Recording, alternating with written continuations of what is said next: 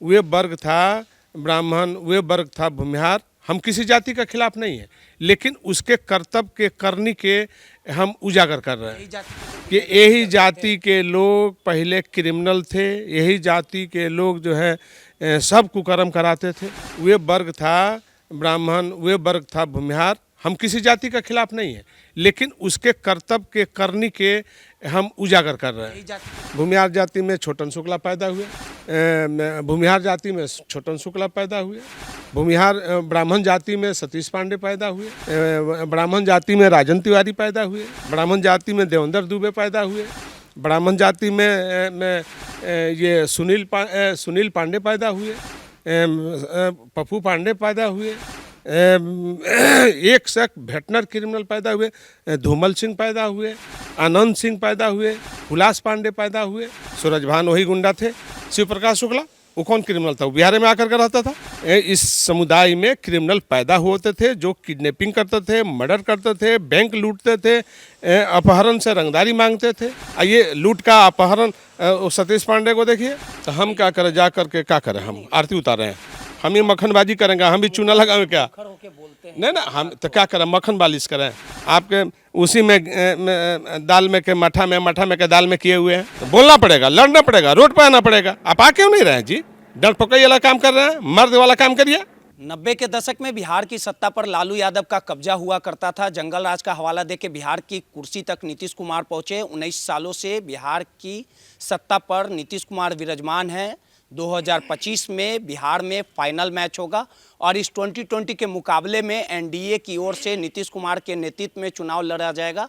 वहीं अगर आरजेडी की बात कर ली जाए तो आरजेडी की बागडोर अब तेजस्वी यादव के हाथों में है। 2015 का वो साल था जब नीतीश कुमार और तेजस्वी यादव मिलकर चुनाव लड़े थे, लेकिन अब दोनों की राहें अलग है।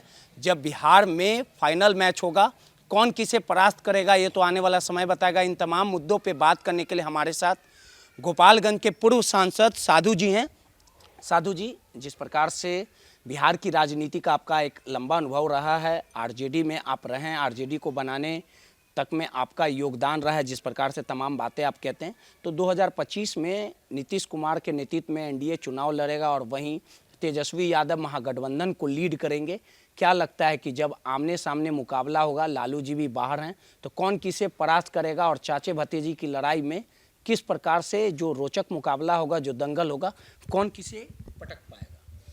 देखिए, बिहार के अंदर बेरोजगारी, लाचारी, बेचारी, अत्याचारी, बहुत तरह के मामला जो है बिहार में उजागर हुआ है।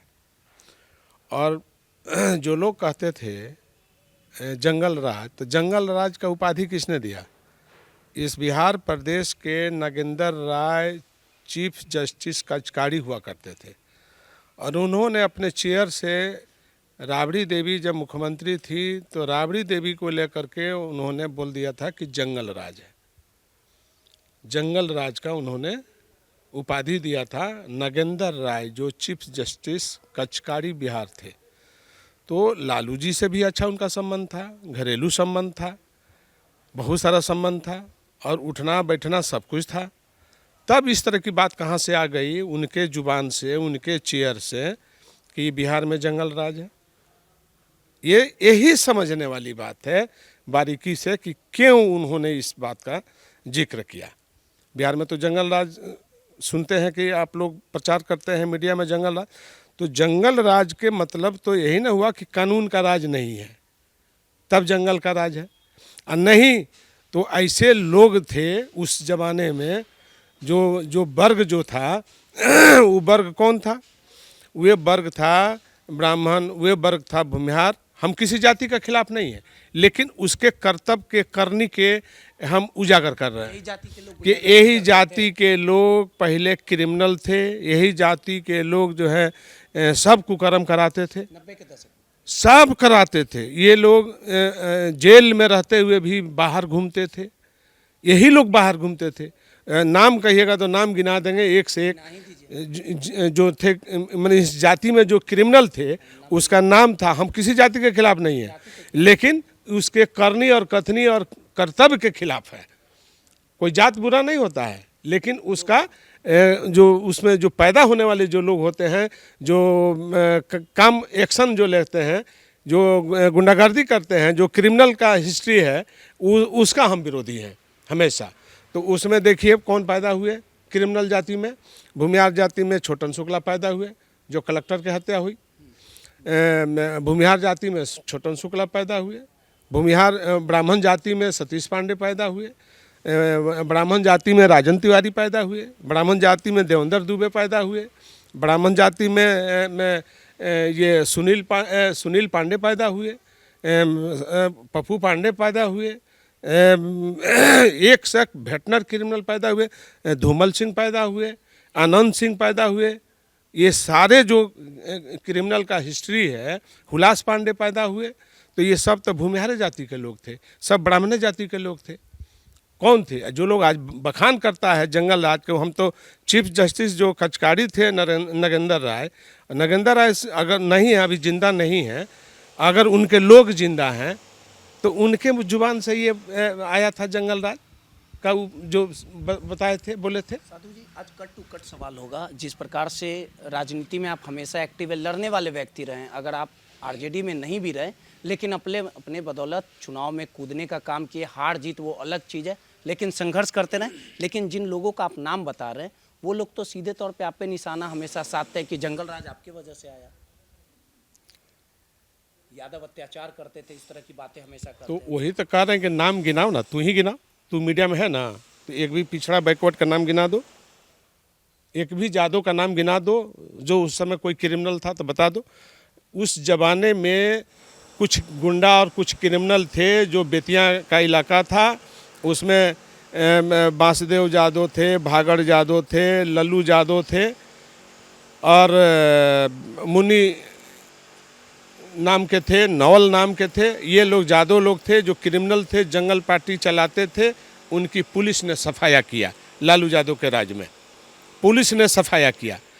यहाँ कौन सफाया किया? यहाँ बता दीजिए। अपर क्लास के जितने गुंडे क्रिमिनल थे, एक भी सफाया लालू यादव ने किया? एक भी सफाया किया?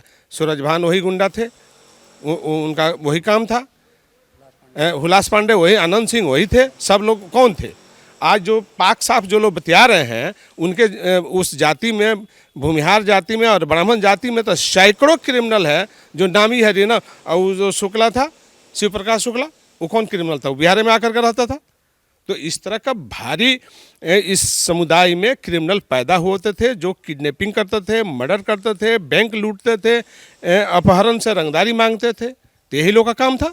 आज देखिए सबको बड़ा बड़ा मल, बड़ा बड़ा क्या क्या चीज़, कौन कहाँ 5 स्टार होटल बना लिया, कौन कहाँ मल खोल लिया। ये लूट का अपहरण, सतीश पांडे को देखिए, वो पेट्रोल पंप से लेकर के सारा बड़ा बड़ा महल और खड़ा कर दिया है।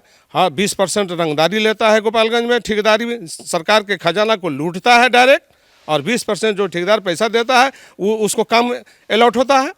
तो वहाँ के अधिकारी, वहाँ के पदाधिकारी और गुंडे क्रिमिनलों से मिल करके जो लोग इतना पाक साफ बनता है कि हमारी हुकूमत साफ है, तो ये कहाँ से क्रिमिनल पैदा हुआ? कहाँ से आप रंगदारी दे रहे हैं? कहाँ से सरकारी खजाना लूट रहा है? ठेकेदारी के नाम पर, मैनेज के नाम पर, मैनेजमेंट के नाम पर। आप ईमानदार हैं तो बस कार्रवाई करिए, दंडित करिए, वहाँ के सहूलियत दीजिए, वहाँ के ठेकेदारों को, वहाँ की जनता को सहूलियत दीजिए। इतना भय दिखा करके और आप रंगदारी मांग रहे हैं कि 20% जमा करिए तो फिर हम काम अलॉटमेंट करेंगे। तो वहाँ के अधिकारी थर थर काँप रहा है, डर रहा है, दे रहा है। नीतीश कुमार तो जीरो टॉलरेंस, नीतीश कुमार के जीरो टॉलरेंस एकदम बेकार फालतू बकवास है। तो फिर हम देखिए, हम विकास की बात कर रहे हैं, विकास का काम उन्होंने किया है, लेकिन इस मामले में उन्होंने बिल्कुल फेल्योर है। यहाँ तक जहाँ गुंडा क्रिमिनल को रोकने में बिल्कुल फेल्योर है।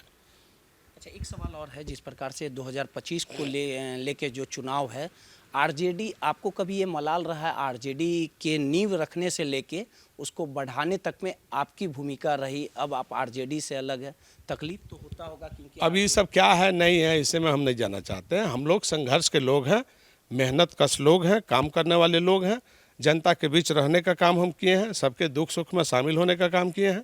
लेकिन अब किसके मन में क्या है नहीं है, लेकिन जो हाँ हकीकत आप बात बोल रहे हैं, तो रियल जो स्टेट का लोग बोलते हैं, हम कहा कि हमको नहीं, मीडिया के लोग पूछते हैं तो हम बता रहे हैं ना, जो भी हो। लेकिन ये आप उठा के इतिहास देखिए, इतिहास उठा के देखिए कि ये है कि नहीं है। इस पर मैं बहस करना चाहता हूं। गुंडागर्दी किया है कि नहीं किया है, गुंडागर्दी कर रहा है कि नहीं कर रहा है, लूट रहा है कि नहीं लूट रहा है, खुलेआम खजाना सरकार का लूट रहा है, और इस पर कोई सरकार का ध्यान नहीं है। अब वो समय आ गया है, 2025 में चुनाव होगा। भले ही आपके रिश्ते अभी अच्छे नहीं हो भगना से, तेजस्वी जी से, लेकिन 2025 में चुनाव है और चाचा और भतीजा जो कहा जाता है राजनीति में कि नीतीश कुमार भतीजा मानते हैं तेजस्वी को, अब आमने सामने की लड़ाई है। तो ये सब जो गुंडागर्दी अगर रोकना है तब तो आप मैदान में उतरिएगा, तो अलग अलग रहिएगा तो कैसे चल पाएगा? तो हम क्या करें, जा करके क्या करें, हम आरती उतारे हैं, हम आरती उतारे का, इन लोगों को हम आरती उतारते चले सब लोग का। बेकार की बात कर रहे हैं जी। काम की बात करो, विचार की बात करो, नीति की बात करो, सिद्धांत की बात करो। गोपालगंज को बचाना है ना, तो अरे यार मूर्खतापूर्ण क्यों बात कर रहे हो? गोपालगंज को बचाने का हम ठेका ले रखा है क्या? चुनाव लड़िएगा आप। ठेका ले रखा है क्या? बेकार वाली बात है। बेकार वाली बात मत करना होगा तो मेरे पास मत आना, हम तुमको पहले बता रहे हैं। सही से तरीका से बात करोगे तो हम बात करेंगे, बेकार वाली बात नहीं करेंगे। अच्छा, एक सवाल और है, इस बार जो चुनाव होगा तो क्या लगता है किस प्रकार से किनका पलड़ा भारी रहेगा? नीतीश कुमार जी भी मैदान में रहेंगे। इसमें हम क्यों बोलेंगे कि किनका पलड़ा भारी रहेगा, किनका पलड़ा नहीं भारी रहेगा? हम भी चमचागिरी करें क्या? हम ही मक्खनबाजी करेंगे? हम भी चूना लगाएंगे क्या? खर होके बोलते हैं नहीं ना, हम तो क्या करें, मक्खन बालिश करें? हम तो बोल दिया कि जो आपने गलत आचरण, गलत नीति, गलत विचार, गलत धारणा के कारण जो है आपका नुकसान हो रहा है। आप सुधार क्यों नहीं कर रहे हैं जी? आप सुधरते क्यों नहीं हैं? अगर आप में कमजोरी नहीं है तो डंका के चोट पर मारिए, भगाइए सबको, कार्रवाई करिए। आप में दम कहाँ है जी? जगदानंद सिंह इस्तीफा दिया, आपने मंजूर नहीं किया अभी तक ले। क्या पार्टी चला रहे हैं? घेवड़ा पार्टी चला रहा है। डिसीजन लीजिए। अरे डिसीजन लीजिए ना, क्या डिसीजन ले रहे हैं? डिसीजन मेकर बनिए ना। आपका कोई डिसीजन मेकर नहीं है, आपके उसी में दाल में के मठा में के दाल में किए हुए हैं। इसी का भुगतान भुगतना पड़ा, तब भोगना ही है। इससे समाज भोगता है, जमात भोगता है, इससे सब भोगेगा, बिहार भोगेगा। आप विपक्ष के नेता बने हुए हैं, आपका मुंह में जुबान नहीं है, खुल नहीं रहा है, आप कर क्या रहे हैं जी? आप लड़ाई लड़िए, रोड पर आइए, गुंडागर्दी जो करता है उसके खिलाफ बोलिए। अब आप में दम है तो चिल्ला के बोलिए, रोकिए उसको। सरकार क्या होता है जी? सरकार की तो सरकार होती है, नहीं तो विपक्ष होती है। बोलना पड़ेगा, तो बोलना पड़ेगा, लड़ना पड़ेगा, रोड पर आना पड़ेगा। आप आ क्यों नहीं रहे हैं जी? डर पकड़ वाला काम कर रहे हैं, मर्द वाला काम करिए। आप यहीं खोते चले जाइएगा, कहानी खत्म हो जाएगी, समाप्त हो जाइएगा, कोई नहीं पूछेगा। एक बात और नहीं मानते कि जो आसपास के लोग हैं वो कहीं ना कहीं आसपास के लोग बिल्कुल गड़बड़ है, सबका गड़बड़ है, सब गड़बड़ है, सब गड़बड़ है, कोई ठीक नहीं है, कोई किसी का। सब धन लूटने में लगा हुआ है, सब धन लुटेरा सब शामिल हो गया है। चुनाव की तैयारी वो होगा, करेंगे।